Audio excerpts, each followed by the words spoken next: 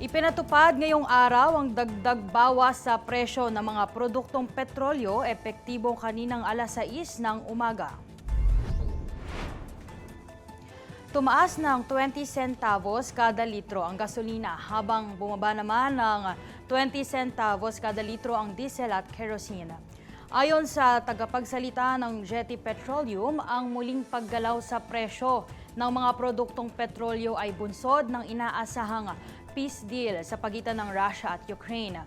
Bumaba rin ang presyohan sa Asia sa gitna ng inaasahang mas mabigat na produksyon mula China matapos ang maintenance ng ilang refinery doon.